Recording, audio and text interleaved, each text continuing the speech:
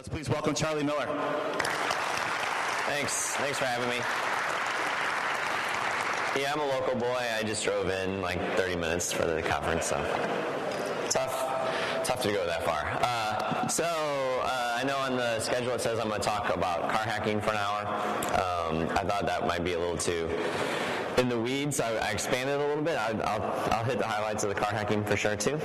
I wanted to kind of expand it and talk about the Internet of Things, security in general. So that's that. So one of the things that made me want to talk about this is this thing that came out recently by the FBI, where they gave a public service announcement about the Internet of Things poses opportunities for cybercrime. So I don't know if I necessarily agree with that, but it's obviously it's a big issue. People care about this, so I thought I'd give you my 2 cents.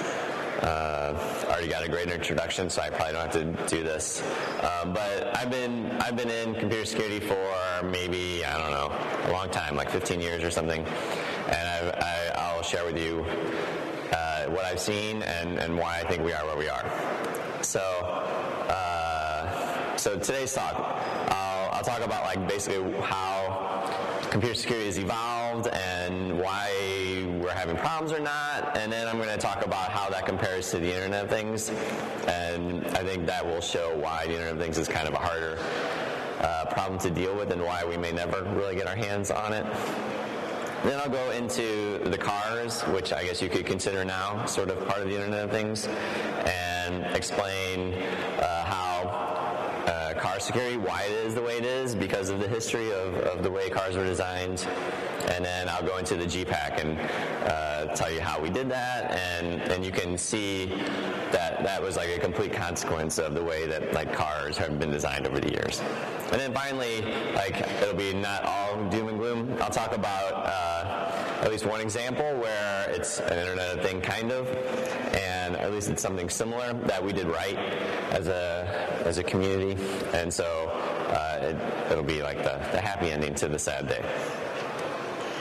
All right, so like I said, I've been doing this a long time, and the thing that I've observed is that basically attackers in general, and researchers for that matter, go after the easiest target that they can, right?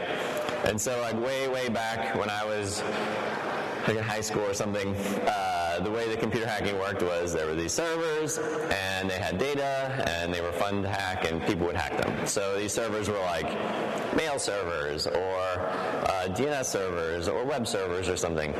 And you could hack anything, so why not go after the thing that had the most data and the most importance? That got hard eventually, right? So people got tired of having their email servers get hacked, and so there's a big effort to make it harder, right? So they found all the bugs they could find, they tried to. So like, what was it? Like postfix was invented basically just to be a more secure version of SendMail and stuff. So anyway, there's this whole history where this got harder to do. An example of this is if you think about Apache. So Apache is a web server that is widely deployed on the internet. Maybe half or more of web servers run this, and there hasn't been a major security issue that would allow remote code execution in Apache without like some module added on, just a pure Apache in like 10 years or something. So like we can, given enough time, make things pretty secure.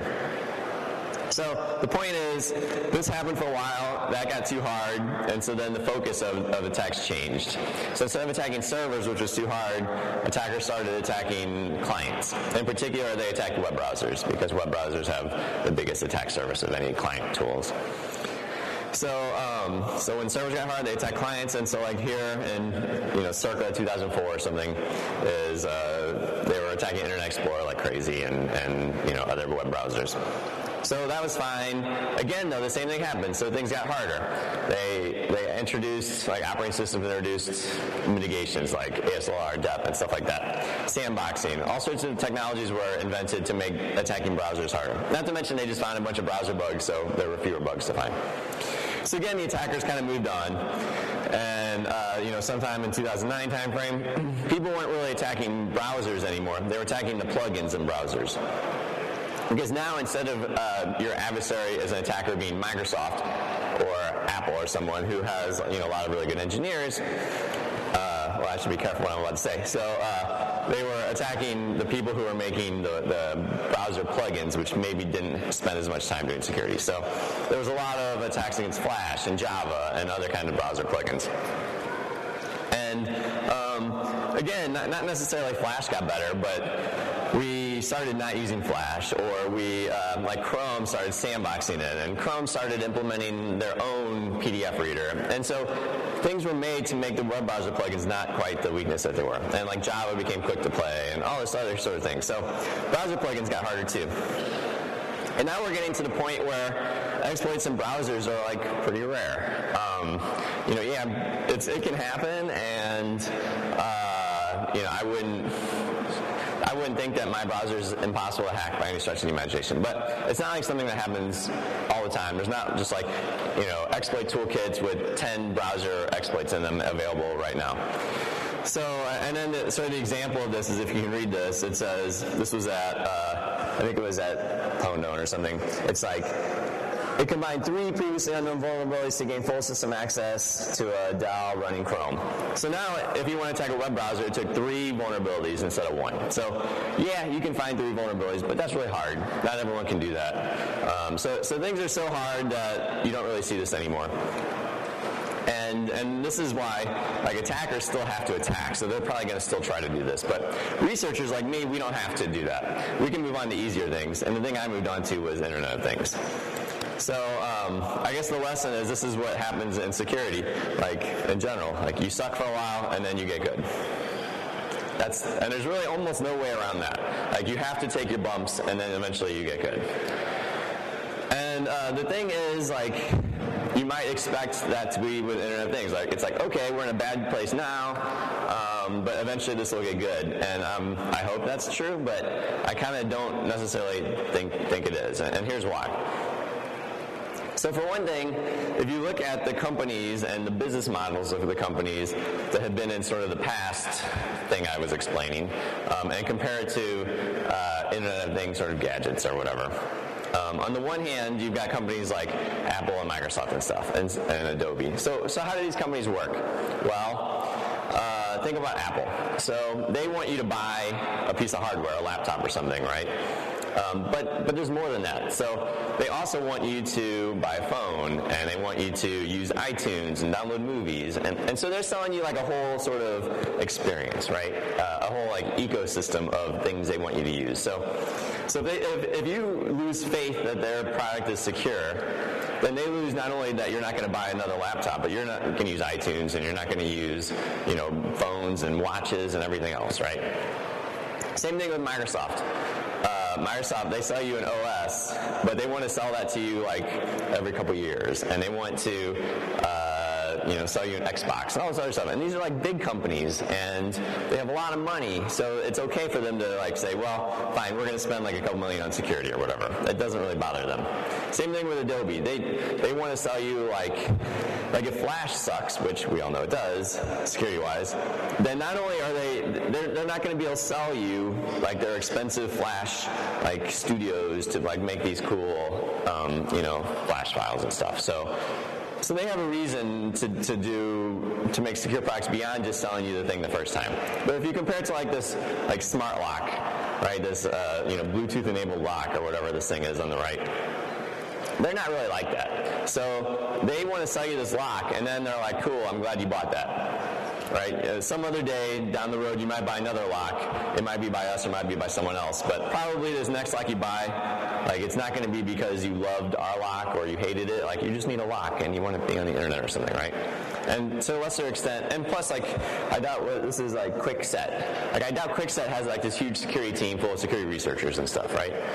So, and TVs to a lesser extent, right? It's like, these are consumer electronics. They expect you to buy it, you use it for a while, it gets old, you throw it away, and you buy a new one, right? It's not this sort of process of having a relationship with the vendor and stuff. So, and TVs companies probably have a lot of money, but it's still kind of a low margin thing. You don't want to spend a bunch of money on security. So there's sort of fundamental differences between the companies that are traditionally have been made software for us and the ones that are making Internet of Things products. The other problem is, like, yeah, I still believe that things get better over time, but the Internet of Things is like all over the place. So maybe you're, not that I would really care if you hacked my toothbrush, but maybe your smart toothbrush, like, it sucked, it got hacked, they improved it, now it's like pretty good, right? The security of your toothbrush is pretty good. But then what happens? Like, some other company makes a toothbrush, right? So you're not going to have, there's like, how many web browsers are there that people use? Like 3 or 4. How many operating systems? Like 3 or 4. So there's not like 50 operating systems. You don't have to worry about the 50th one being secure. But you can easily make a toothbrush that's on the internet. So there can be 50 toothbrushes. And just because the first couple have gone through the tough bumps and gotten secure, there's still 48 of them that suck. And then even once you imagine toothbrushes got really secure, then the coffee pots come along, and then the toasters come along, and they're all going to start from the bad place too. And so you're not going to see this trend that we saw in other software, I don't think, where things are kind of bad, but then they get good. And so like in 10 years, we don't have to worry about these because everyone knows what they're doing. The other problem is with Internet of Thing type stuff, like the whole reason that it's an Internet of Thing as opposed to just a thing is it's on the internet, right? And usually, like, it's not just enough that it's on the internet getting data, it's probably sending data, right? And so not only do you have like something like a web browser, which is a piece of software, right, that you can analyze and try to find all the bugs and fix it, you now have this whole like ecosystem of it's like here's my illustration of what I think that baby monitor, probably how it works. So there's like a baby monitor, and it has like a little cellular radio in it. It communicates out to some web app thing where it's uploading video and other stuff. And then you've got your concerned parent on a laptop, and they're connecting to some web app thing, right? And somehow they're getting the video. And the problem with this is, like, okay, even if I give them the biggest credit and they somehow secure the little camera that's in the baby monitor and the cellular radio and all that stuff is like totally good to go, they still have this like website that has the video, right? And like, I worked at Twitter for 3 years, and we still had plenty of bugs in our website. So I know that probably this baby company doesn't have like super secure web app either. So not only are you trying to secure the devices, but you're trying to secure the whole web service, which no one really knows how to do that well. And so it's just a bigger problem, right? You're not securing one piece of software anymore. You're securing, the whole shebang. So that's harder. And then, there's also this problem with updating. So Microsoft got smart, and this was part of the whole thing about why it got hard to attack things, was because we started automatic updating. And that makes it hard, right? Because there's new bugs found, you patch them, and then it's harder. But if you're never doing any patching, it never gets any harder. And that's kind of how Internet of Things work, right? You don't really think about how am I going to patch my refrigerator or my pill bottle. In fact, with your pill bottle, it's like after a while, things probably not going to work after a year. It's going to just break. But even if it doesn't, you're not going to update that. You're just going to use it or throw it away and get a new one or something someday. So because no one really plans to update this, they don't even build updating into the mechanism in the first place. So there's probably no way to update the firmware on this pill bottle. And that's probably okay. I don't think anyone really cares about that. But the point is, updating is not like a major thing that Internet of Things companies worry about, and they probably should, because all the code has bugs. You're going to have to want to update that someday. And then the biggest difference between the Internet of Things and just the regular old internet stuff, internet apps, is the impact. And I say this sometimes, and that's really important. So, there's a lot of things like toothbrushes and toasters. I don't really care if you hack it, right? What do I care? If you want to know when I'm cooking toast, just call me. I'll tell you, when I do that. It's no big deal. But so some Internet things, I don't care about. It's fine. You don't secure them. But some things you do need to worry about. And so this is one. Someone tweeted this the other day, and I was kind of blown away that this exists. It's like the internet connection to your blasting system, for blowing up mines or something. I don't know. Some sort of there's explosives involved with this particular Internet of Thing, and it's kind of frightening. Like, I don't want the explosive company to go through the sort of rough times that Microsoft went through in the year 2000. I want them to get it right the first time. So not every Internet of Things product has big impact, and those that don't have big impact, I don't even care about. But some of them do, and cars is another example where there can be big impact. And so it's really important. It's more important, than securing a web browser. So like a web browser gets hacked, you like steal my pictures or maybe my credit card number or something like that. It's still different than blowing up something or having your car crash.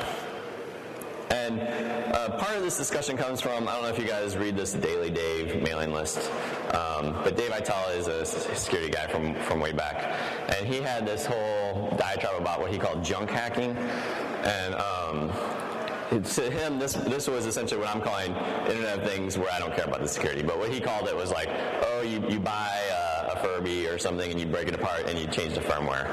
And he was saying, like, he sort of equated all Internet of Things like that. And he said, it's very easy, which is true, compared to, say, attacking Chrome.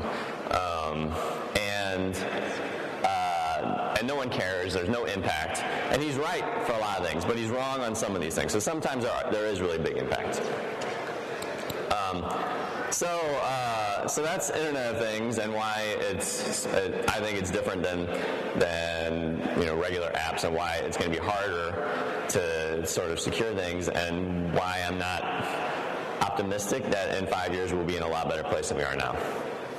So let's talk about cars and how that fits into that framework, and you'll see why I have that perspective. So cars, like when I was a kid, I had a 65 Mustang, and there was no computers in it, right? It was, it was very easy to fix stuff. If you opened up the hood, there was like an engine, and there was like all this space on the side. You could literally like step inside and stand there. Where now it's just like packed full of stuff. So what happened? Like my car and any car have things in it, right? So like windshield wipers. So in my car there was like a little thing. You would flip a switch and the windshield wipers would come on, right? And the way that worked was there was a wire, and it ran from the switch to the little motor in the windshield wipers, and you flip the switch and it would turn on. You flip the switch off, it would turn off.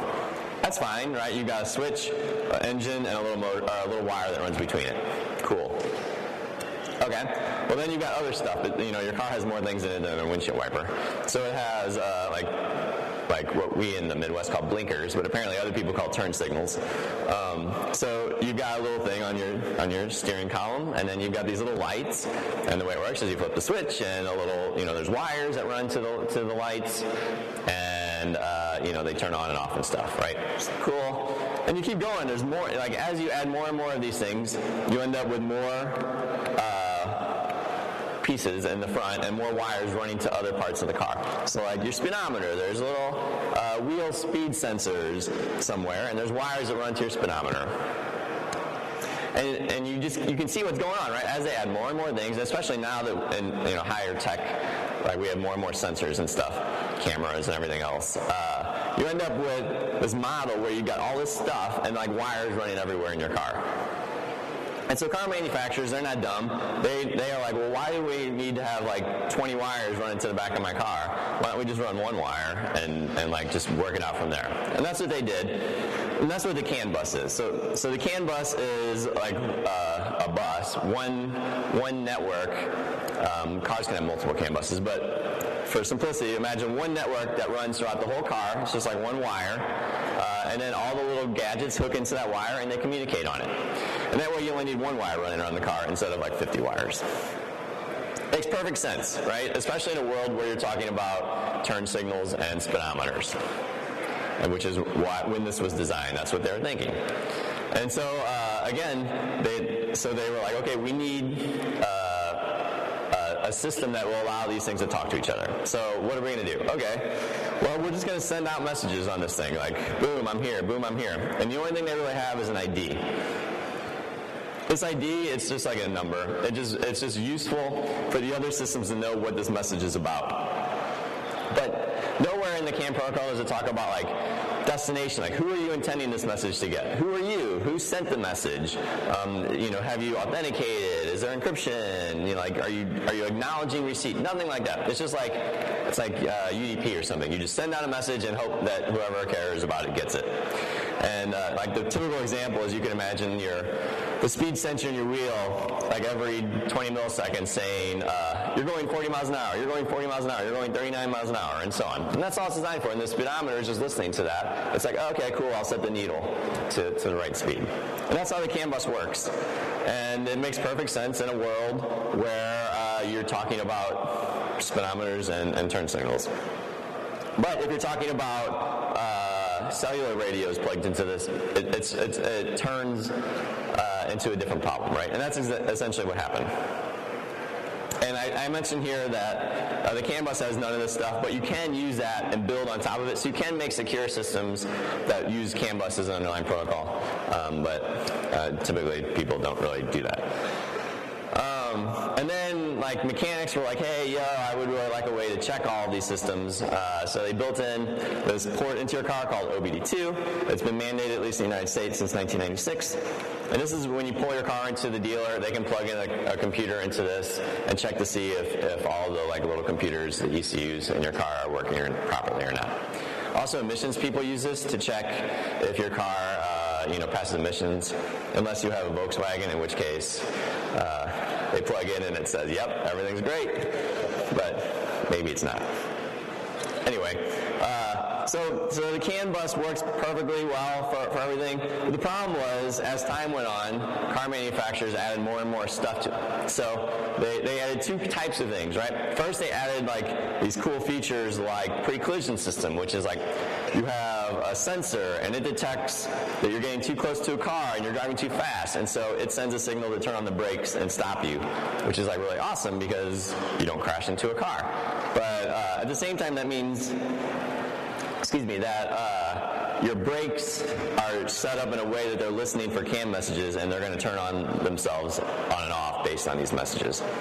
So that's still actually okay.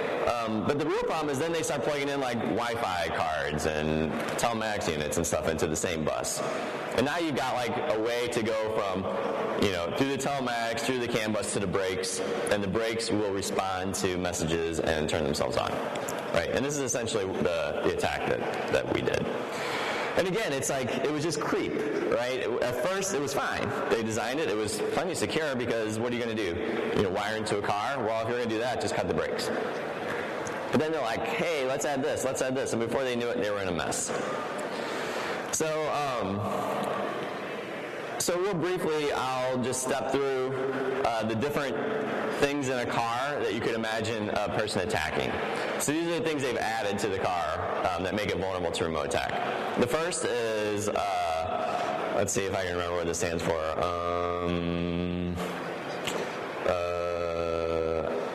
I can't remember. It's too early. Anyway, it's a little sensor. It detects the little chip in your key, and it won't let you start the car unless it detects the chip. Passive anti-theft system. That's what it is. So anyway, the point is there's wireless communication between the chip in your key and the car. Its firmware has to process this. You can imagine a vulnerability in that firmware that you could then get code execution. No one's ever done that, but it's possible. Another thing they have is tire pressure monitoring system. So this is, again, there's a little wireless chip, and it's talking to a little sensor in your wheel, and it's determining your tire pressure. And it's communicating this information, hey, your tire pressure is 31 psi or whatever. And again, there's some processing of an outside signal into a chip that's plugged into your CAN bus. No one has ever exploited this, but people have found that if they fuzz this interface, they've bricked the TPMS. So for sure, there's data processing going on that's somewhat dangerous, but no one's ever exploited it.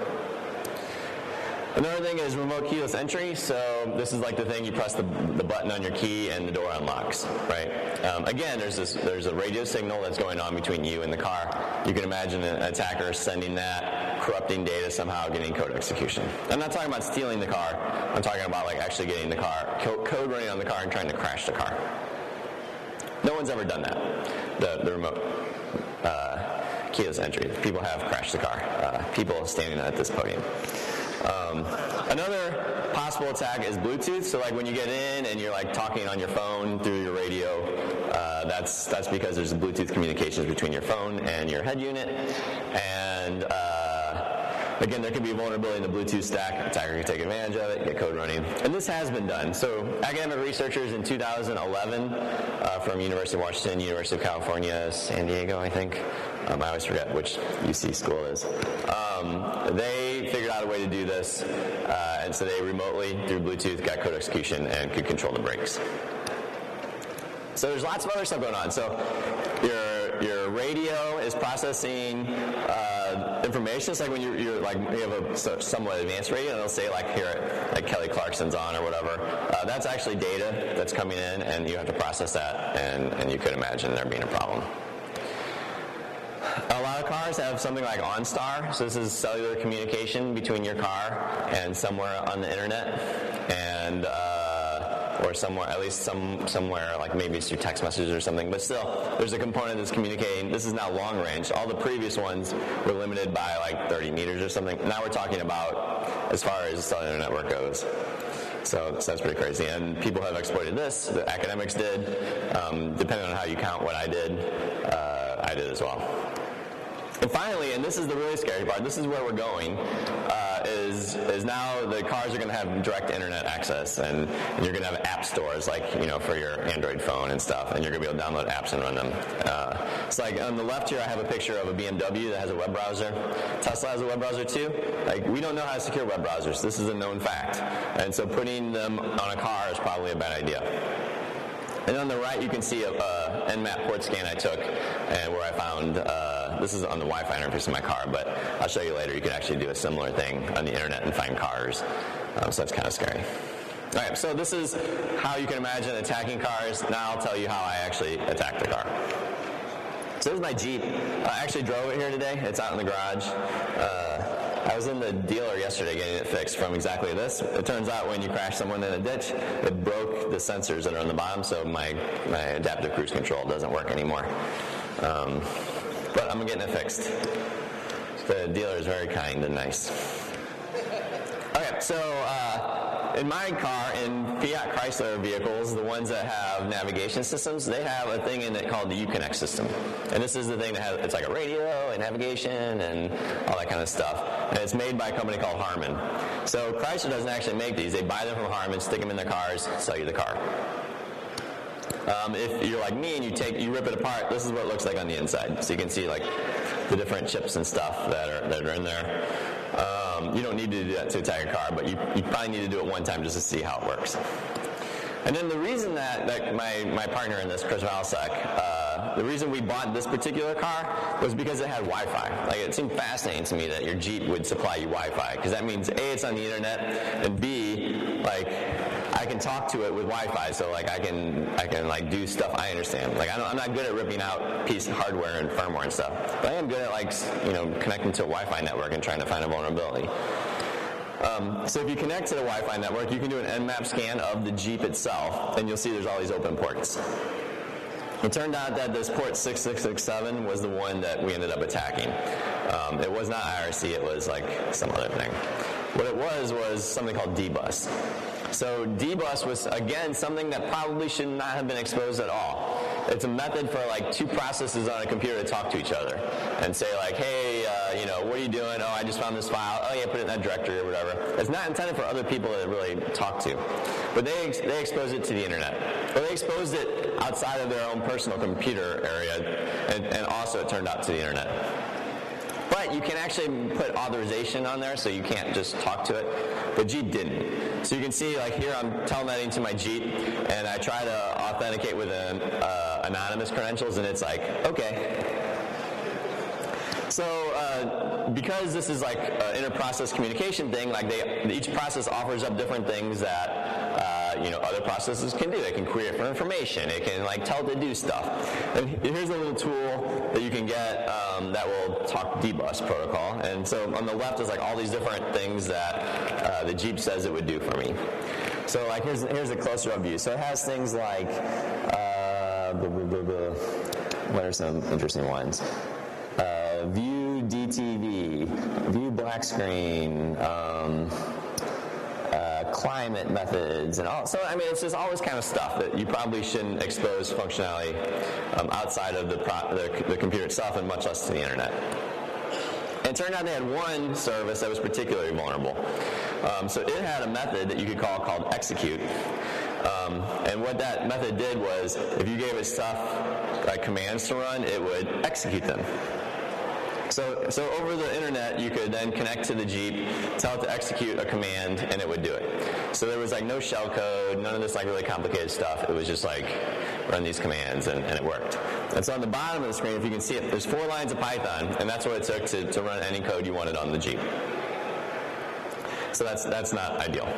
So at this point, you were running code inside the head unit, inside the Harman head unit, but you weren't like necessarily controlling the brakes and stuff. Here's what you could do. So you could query the GPS information. So I had this script that would like keep querying this and drop pins on a map, and you could see like where the person was driving, how fast they were going, stuff like that. And then you could do other stuff in the radio. So here's a video of, I messed it up. Hold on. Play. Charlie, you ready to hack a car with no wires? I am. Let's do it. Let's do this. So this is just basically what you could do just hacking the head unit itself. So you can see like we weren't plugged into the car at all. Hey Charlie, give this car some style. Okay, so there's like there we go. 2 handsome guys in the head unit. Excellent. Okay. Turn that up. Then you can turn up the volume. It's like, you can't tell in the video, but it's deafeningly loud right now. So then you can try to turn down the volume, but it doesn't work. I disabled the knobs. This is what we did to Andy Greenberg on the highway out on Highway 42. So then you turn it off, you're like, well, at least that'll make it go away. It's like reboot fixes everything, right? Let's get it back to normal. So then we turn it back on. Oh. It's like, no, it's still on. So anyway, so you can do, at this point in the attack, you could do anything you wanted to just the radio itself. But you couldn't physically control things. If you wanted to do it over the internet, the way it worked was, if you looked at the technical details of like the IP addresses, it had one IP address for the Wi-Fi interface, one for the cellular carrier, and one for the whole internet. So if you tried to connect just from a random internet host, you wouldn't be able to talk to the Jeep. But if you were on the carrier's network, which was Sprint in this case, if you had a Sprint phone or you were on another Jeep, you could talk to the Jeep. So that's what we did. We bought a Sprint phone, we tethered it to a laptop, and then we scanned the internet and found like tons of cars that you could hack. So this is what would happen. You could use Nmap or whatever, but we used this thing called MassScan, and you could just find different things that had port 6667 open that were on the Sprint network, and those things are probably Fiat Chrysler vehicles. So I mentioned earlier that Dave Eitel was talking about how there's no impact to junk hacking, and so we made this script called Shut Up Dave, and what it did was it found vulnerable vehicles and told you what kind of car they were. So like you can see there's a Grand Cherokee, a Ram 1500 and stuff. So these are the list of all the cars that we found on the internet that were vulnerable. We were doing this mostly because at the time it wasn't clear, the manufacturer wasn't communicating with us exactly what cars were vulnerable, so we figured we'd just find out for ourselves which ones were. In the end, there was 1.4 million cars that were vulnerable. They got a recall, and then Chrysler at that point is forced to reveal all the cars that are vulnerable. So, but still, at that point, from what I've told you, all I've talked about is hacking the radio. Like, again, that's sort of fun, but not really dangerous. If you look at the diagram for that you would get from a mechanics thing, it looks like the radio is right on the CAN bus, so we thought we were done. But it turns out we weren't. And this is like really important because I could imagine that executives at Chrysler, and in fact this is the case, thought that the remote stuff was not at all connected, completely separate from the CAN bus, totally safe, right? And probably the engineers knew that wasn't quite the case, but it was like close enough for management. So it's really important that you know exactly if something's connected or not. So here's what happened. Inside the head unit, there's 2 chips. There's actually a lot of chips, but there's 2 important ones. We were executing on the one on the left, which is like the radio and the screen and all that kind of stuff. It was not connected to the CAN bus. They were absolutely correct. But there was another chip in the car, which is called the V850. It was connected to the CAN bus, and then there was a serial line that ran between the two. And then the OMAP chip could say like, hey, how fast is the car going? And the VA50 would do some CAN stuff and tell it the answer. And so they're right.